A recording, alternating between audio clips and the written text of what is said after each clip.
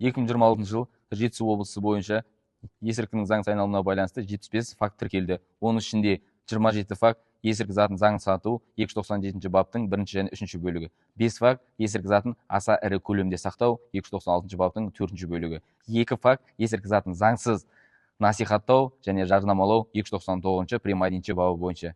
Есірткінің заңсыз айналымына байланысты 101 әртүрлі есірткі заты тәркіленді. Олардың ішінде марихуана заты 93 кг, гашиш есірткі заты 6 кг, синтетикалық есірткі заты 1 кг 200 грамм. Қарасора тектес өсімдігі 275 грамм тонайды. Облыс аумағында 18 жастан 54 жасқа дейінгі 43 азамат ұсталды.